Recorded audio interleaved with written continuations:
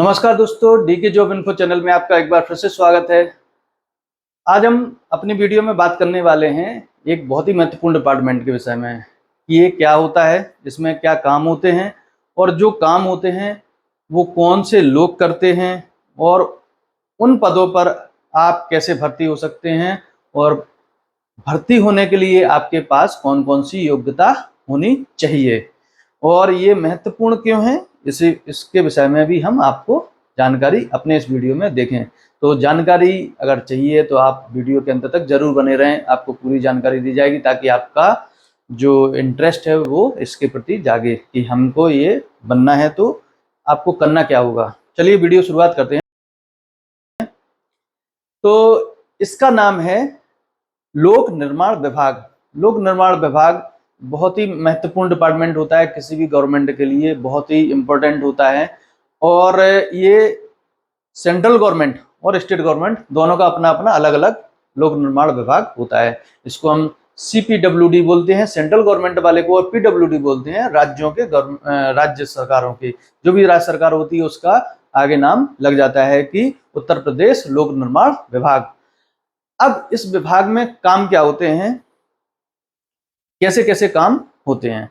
तो इस विभाग में जो है सबसे महत्वपूर्ण जो काम होता है वो होता है रोडों का निर्माण। आपके राज्यों की सड़कों का निर्माण यानी उनको बनाना, उनका रखरखाव करना, उनको देखरेख करना, मेंटेनेंस करना, ये सारी जिम्मेदारी इसी डिपार्टमेंट की होती है। दूसरी जो इनकी जिम्मेदारी होती है वो है कि सार्वजनिक जो बिल्डिंग होती हैं, सार्वजनिक बिल्डिंग का मतलब जो होता है कि सरकार की तरफ से बनवाई गई बिल्डिंग्स, खेल के मैदान जो भी हैं, सरकारी विभाग, सरकारी बिल्डिंग्स, ये सारा निर्माण कार्य इसी डिपार्टमेंट के अधीन होता है। नया बनवाना हो, नए भवन बनवाना हो, नई बिल्डिंग बनवाना हो या फिर जो बने हुए हैं उनका रख रखाव करना हो, मेंटेनेंस करना हो, चाहे आपका वो राज्य का विधानसभा भवन हो, चाहे मुख्यमंत्री भवन हो या मुख्यमंत्री कार्यालय हो, जो भी हो, या कलेक्ट्रेट ऑफिस हो, कलेक्ट्रेट का भवन हो, तहसील भवन हो, पुलिस का ऑफिस हो या थाना हो या हेडक्वार्टर हो, जितनी भी सरकारी बिल्डिंग्स हैं, अब आप समझ सकते हैं कि इनका कितना बड़ा काम होता है। सबसे पहले तो राज्यों की सड़कें और उसके बाद इतनी सारी बिल्डिंग्स और उनका रख रखाव, ये सारे काम इन्हीं लोगों के अंडर में आते हैं, इसी विभाग के अंतर्गत आते हैं। तो ये बहुत ही महत्वपूर्ण डिपार्टमेंट है। ये सेंट्रल में जो बिल्डिंग है सेंट्रल गवर्नमेंट की वो अलग होती हैं और ये स्टेट की, पर हम बात करेंगे स्टेट की। तो आपको इस डिपार्टमेंट में जो काम करने होंगे वो है रोड के निर्माण से संबंधित, बिल्डिंगों के निर्माण से संबंधित। ये तो हुए काम। अब इन काम को करने के लिए कौन से लोग आते हैं, तो इस काम को करने के लिए हमारे पास जो है इंजीनियर्स, इस विभाग में कौन होते हैं, मुख्य इंजीनियर। तो कौन कौन से इंजीनियर होंगे तो वो होते हैं, सबसे पहले इसमें मुख्य इंजीनियर जो होते हैं वो होते हैं सिविल इंजीनियर, उसके बाद होते हैं इसमें मैकेनिकल इंजीनियर, इलेक्ट्रिकल इंजीनियर और टेक्निकल इंजीनियर। तो ये 4 टाइप की भर्तियां इसमें होती हैं और सेम इसमें होते हैं जूनियर इंजीनियर की भर्ती। तो जूनियर इंजीनियर की भर्ती होती है, उसके बाद इसमें होते हैं आर्किटेक्ट इंजीनियर, प्लानिंग इंजीनियर। तो इन सबको मिलाकर के ये डिपार्टमेंट बनता है। इनके सबके काम अलग अलग होते हैं और ये बहुत ही महत्वपूर्ण डिपार्टमेंट होता है। अब ये महत्वपूर्ण क्यों होता है, क्या कारण है? सरकार का जितना भी खर्च है या जो बिल्डिंग निर्माण में हमारे यहाँ देखो एक परपाटी चलती है कुछ मलाई खाने की, पर हम आपसे ये नहीं कहेंगे कि आप मलाई खाने के उद्देश्य से ये इन पदों पर आए या इन डिपार्टमेंट्स में आए या इसकी तैयारी करें। मैं आपसे सिर्फ ये कहूंगा कि आपके पास अगर जो योग्यता है वो, जैसे कि सिविल इंजीनियरिंग आप करते हैं या करना चाहते हैं या आपने कर ली है, तो आप इस डिपार्टमेंट में भर्ती हो सकते हैं। आपको राज्य सरकार की नौकरी जरूर ले लेनी चाहिए। ये बहुत ही अच्छी नौकरियां होती हैं अगर आप सिविल से इंजीनियर हैं। अब इसके विषय में मुझे नहीं पता है कि आपको सिविल इंजीनियरिंग कैसे मिलती है, मतलब जब आप कोई कंपटीशन एग्जाम देते हैं तो उसमें सिविल इंजीनियरिंग की रैंक कितने आधार पर कौन कॉलेज देता है, पर आपकी रैंक अच्छी होनी चाहिए सिविल के लिए, क्योंकि कोर ब्रांच है। ऐसे इलेक्ट्रिकल, मैकेनिकल और टेक्निकल, ये सारी कोर ब्रांचेस मानी जाती हैं। इनमें गवर्नमेंट की तरफ से जो भर्तियां निकलती हैं इन्हीं में निकलती हैं। तो आपको ये अगर जब कंपटीशन एग्जाम देते हैं तो अगर आपको भर्ती होना है तो इन्हीं ट्रेड से आप इंजीनियरिंग करें। अब बात आती है कि इनके काम जो हमने बताए हैं उसके हिसाब से पद कौन कौन से होते हैं और उन पदों पर भर्ती कैसे हुआ जाता है और उसके लिए क्या योग्यता आपको रखनी होगी या आपके पास होनी चाहिए। तो सबसे पहले बात करते हैं कि इसमें जो सबसे बड़ा पद है जो वो होता है प्रमुख इंजीनियर यानी चीफ इंजीनियर। वो कैसे बनते हैं? तो राज्य सरकार का एक विभाग होता है, आयोग होता है जो कि भर्ती आयोग होता है। हर राज्य में होता है अपना अपना, जो कि सभी ऑफिसरों की भर्ती करता है, जिसको हम बोलते हैं राज्य लोक सेवा आयोग। तो इसके द्वारा भर्ती की जाती है। इसी के द्वारा जितने भी ऑफिसर हैं राज्य के, बड़ी बड़ी सेवाएं हैं, उनकी भर्ती की जाती है। तो इसमें आप देख सकते हैं कि जो एसडीएम है, जनरल जो भर्ती सिविल की भर्ती होती है उसमें एसडीएम है, डीएसपी है, जो इस टाइप की जो भर्ती होती है।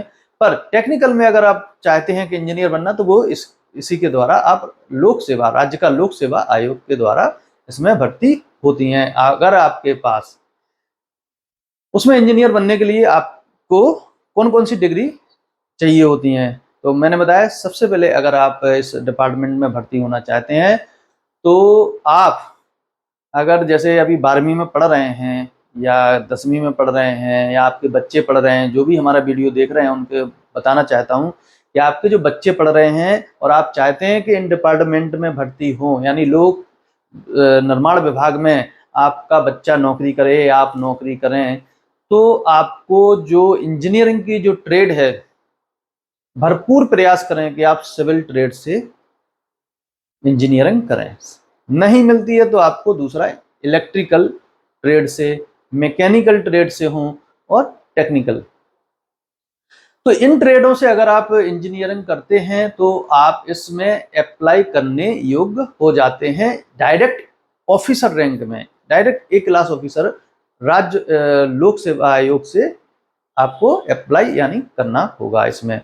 तो आपको अगर इंजीनियर इसमें बनना है तो आपको इसी माध्यम से आना होगा। बहुत ही अच्छा डिपार्टमेंट है, क्योंकि देखो कितना सारा काम है, रोड निर्माण, रोड का मेंटेनेंस और कई जो सरकारी बिल्डिंग्स नए नए हैं उनका निर्माण और उनका मेंटेनेंस, जो अभी बनी हुई है बिल्डिंग्स, बहुत सारा काम होता है इसमें। जब काम ज़्यादा होता है तो उतना फायदा भी ज़्यादा होता है। दूसरी जो भर्ती होती है वो है जूनियर इंजीनियर की। अगर आप जो लोक सेवा आयोग की जो भर्ती है डायरेक्ट इंजीनियर में भर्ती नहीं हो पाए तो आपके पास अगर डिग्री है तो आप जूनियर इंजीनियर के लिए भी अप्लाई कर सकते हो। और कौन से लोग जिनके पास डिग्री नहीं है, अब हम उनकी बात करेंगे तो वो कैसे भर्ती हो सकते हैं, तो उनको करना होगा पॉलीटेक्निक। इन्हीं ट्रेडों से जो हमने बताई है, सिविल से पॉलीटेक्निक हो आप, यानी डिप्लोमा, सिविल से डिप्लोमा करना होगा आपको, इलेक्ट्रिकल से डिप्लोमा यानी पॉलीटेक्निक करना होगा आपको, और मैकेनिकल से अगर आप इनसे सारी ट्रेडों से पॉलीटेक्निक आपने किया हुआ है यानी डिप्लोमा किया हुआ है तो भी आप इसमें अप्लाई करने योग्य हैं और अप्लाई कर सकते हैं। बहुत ही अच्छे पद होते हैं ये, बहुत ही अच्छे काम होते हैं, बहुत ही महत्वपूर्ण होते हैं। इनमें अब ये समझ लो कि मिलते नहीं हैं, ये नौकरियां मिलती नहीं है, अगर मिल गई तो आपका जीवन सफल समझो, अपने आप को धन्य समझो। तो अगर आप करियर बनाना चाहते हैं अपने बच्चों का और या अपना, तो आपको इन्हीं ट्रेडों से इंजीनियरिंग या पॉलीटेक्निक करना होगा इसमें भर्ती होने के लिए। अब बात करते हैं कि इसमें सिलेक्शन कैसे होता है। तो पेपर किस टाइप के आते हैं, तो जो लोक सेवा आयोग है, किसी हर राज्य में होते हैं लोक सेवा आयोग, हर राज्य के होते हैं अपने अपने।